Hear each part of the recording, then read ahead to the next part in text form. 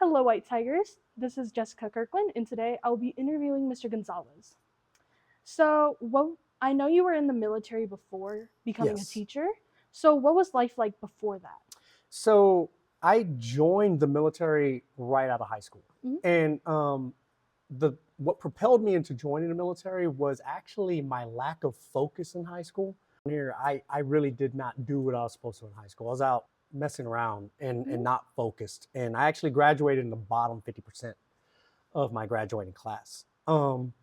My family didn't have the money to send me to college, and I really didn't have any options moving forward. And I had the realization after my junior year in high school that I needed to make a significant change. And if I didn't, then my outlook was going to be bleak. It just wasn't going to work out well for Yeah. me. And I was either going to end up in jail or something worse. So the realization came to me that the military was a pathway out. So I made the decision, probably one of the first intelligent decisions that I made, and that was to join the military in effort to gain a career and then gain access to education, an access that I robbed myself of by not focusing in school. So, what did your job in the military entail? It actually quite a few things. Mhm. When I first joined the military, I joined as a network switching systems operator maintainer. It's a mouthful, but essentially I was an AT&T telephone operator. So back in the day, used to have, when telephones first came out, the switchboard operators that would plug you in. You would call, Springfield 299, that you'd get an operator and they'd plug you in. So I worked a circuit switch. Circuit switches were a bit more advanced than that, but we still operated telephone switching systems that enabled our battlefield commanders to make phone calls and talk in full duplex, which means that you can talk and listen simultaneously. Following that, I learned basic electronics, how to repair electronic systems because it was necessary for the job. My job metamorphosed over the years, though. Circuit switching became information technology. We began with the advent of voice over IP telephony, created by Dr. Um, Miriam Croak at AT&T. We started processing all of our voice communications over internet protocol. And in that, we moved from being circuit switched to being all IP based. So we were completely digital, and everything was internet based. We had non-secure internet, secret internet, and top secret internet. And that's how we provide the battlefield commander access to the array of information that they needed to make decisions on the battlefield. So, how did you what truly made you enjoy the electronics and the energy field pathways? So, discovery. I love taking things apart and putting them back together. So going back to the military focus, my focus in the military was primarily information technology and cybersecurity. But at the basis of those things, everything must be powered. And electronics is at the root of everything. Without that, we're back in the Stone Age. Yeah.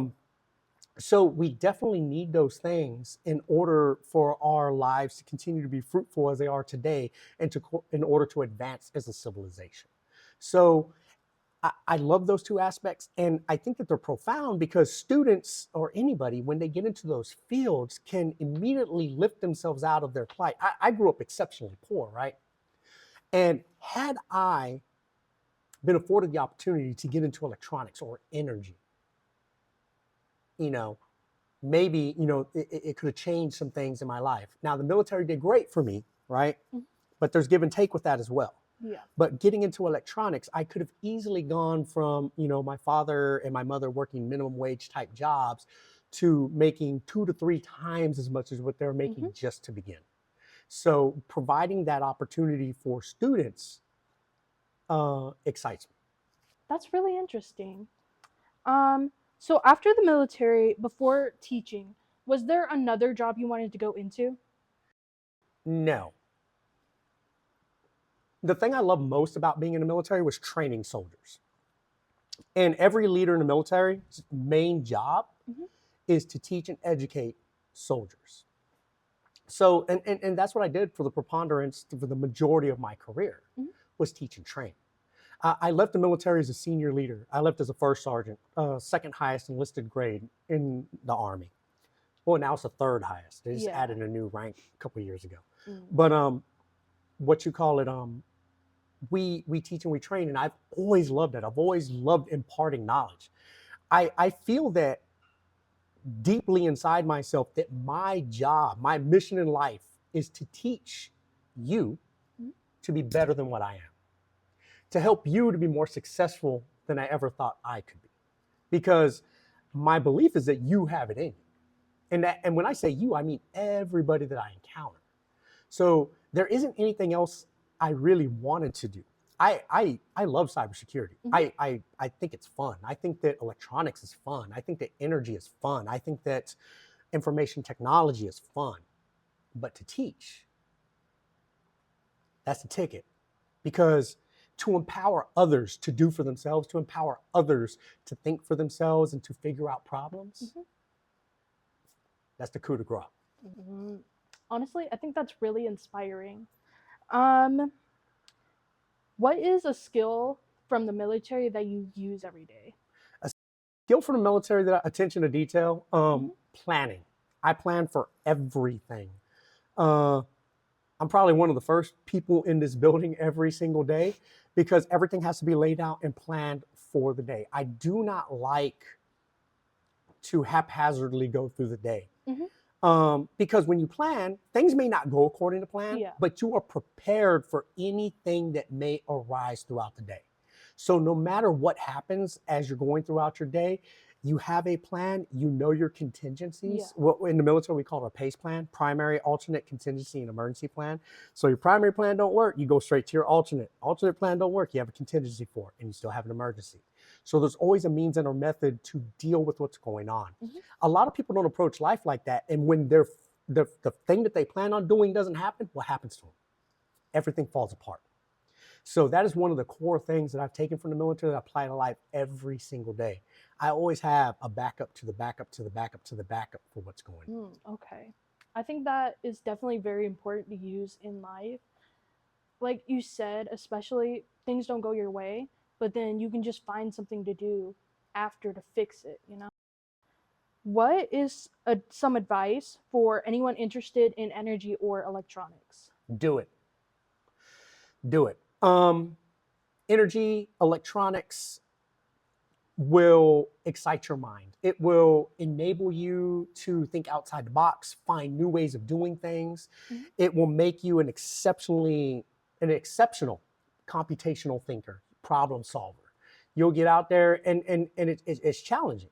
And you're a student in my class. Yeah, How often are you challenged to think outside the box or figure something out?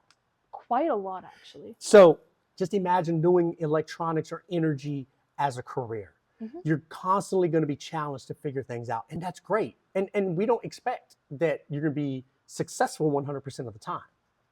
A large part of success are all the failures that lead Hmm. up to that success, because every single failure gets you one step closer. Yeah.